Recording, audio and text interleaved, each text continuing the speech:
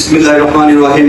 আজকে অত্যন্ত দুঃখ বেদনা ভরা মন নিয়ে বলতে হচ্ছে, গোটা বাংলাদেশের মধ্যে আমাদের সিলেট বিভাগটি বন্যার পানিতে কবলিত। সমস্ত সিলেট বিভাগ তলিয়ে যাচ্ছে। তার মধ্যে আমার প্রাণপ্রিয় উপজেলা কুলাউড়া উপজেলাটি সেই বন্যায় কবলিত।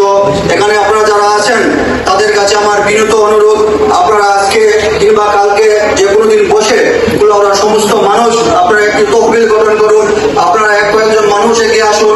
আপনারা আপনাদের সাধ্য মতো, আমরা আমাদের সাধ্য মতো চেষ্টা করব অত্যন্ত কুলাউড়া উপজেলাবাসীর জন্য, বন্যায় আশ্রিত মানুষের জন্য কিছু করার চেষ্টা করব।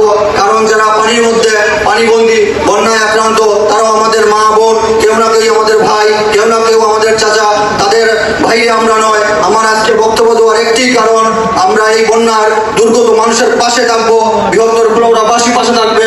এই টর্নেডো থেকে আপনাদের কাছে আমার আকুল আবেদন। আমি বক্তব্য দিতে চাইবো না, শুধু একটাই বলবো, আমার সিনিয়র যারা আছেন, বিশেষ করে